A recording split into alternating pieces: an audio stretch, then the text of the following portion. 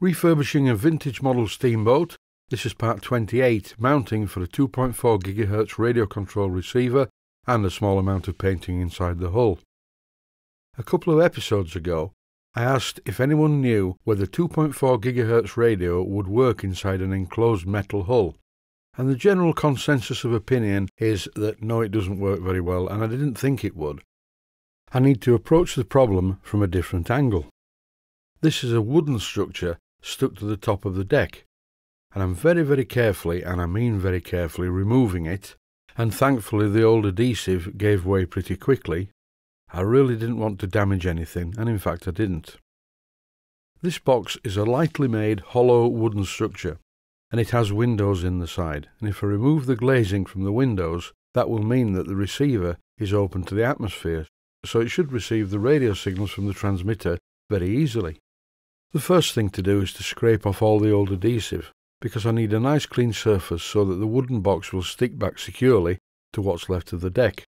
I am of course going to leave a lip all the way around for the wooden box to stick to. I'm using a nice square needle file to scrape off the old adhesive. By using this needle file I can actually scrape off most of the adhesive, but some of it's quite stubborn, so I'm using my little craft knife that usually sits on the bench to remove the rest. It looks to be a simple job, and indeed it is, but if you're doing a job like this, take great care. Make sure the knife is very well controlled. If the knife slips and goes across the deck, the job is ruined, so I'm being very careful. In this clip, I'm using the needle file as a straight edge to draw some lines.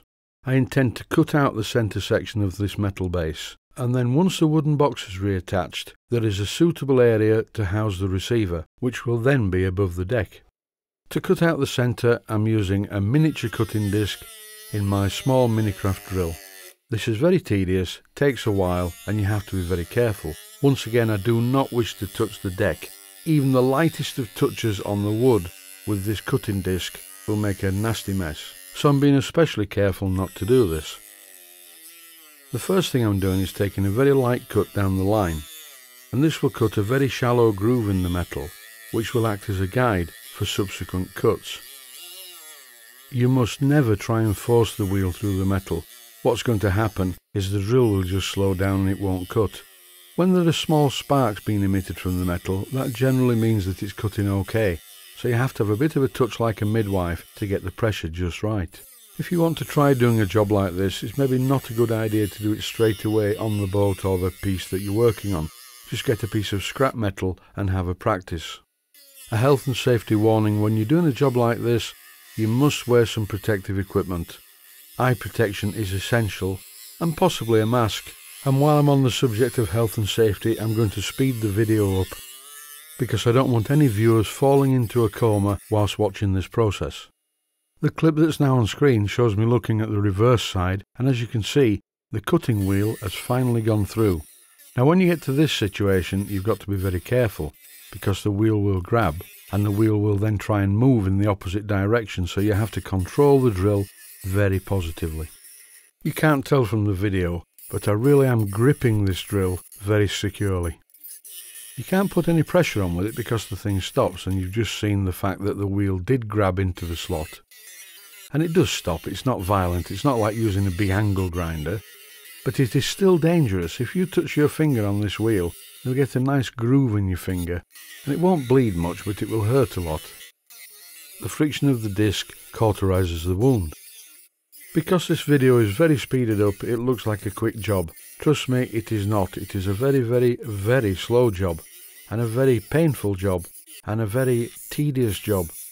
But in the end, when this small rectangle of steel drops onto the bench, and you haven't damaged the wood, and everything's fine and you haven't cut your finger off, then it's all worthwhile. That's better. Sometimes it's good just to have a quick cry. Right, I'm on the home run now. I'm cutting the smaller pieces off. I could have done these small pieces first, down each end, but no, because then I would have thought, oh no, I've got to go all down the side on the long bits.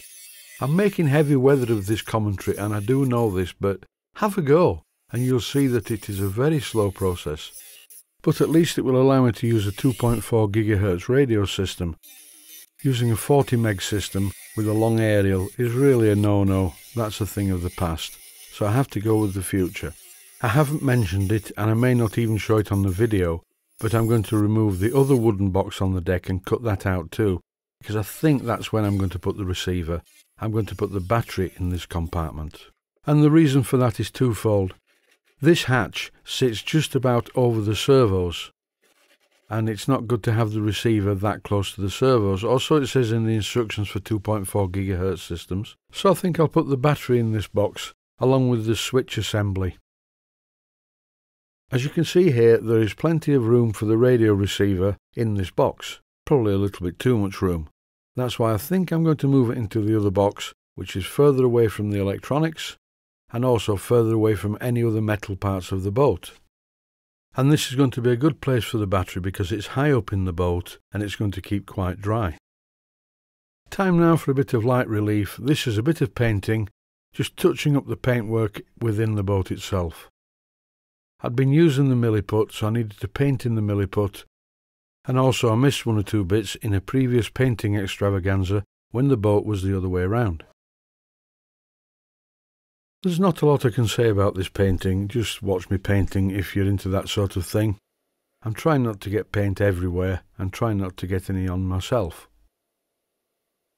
The renovation of this model steamboat has taken a long time. Not only have I had to build the steam plant from scratch more or less, it's just that all these fiddly bits are making the time run away.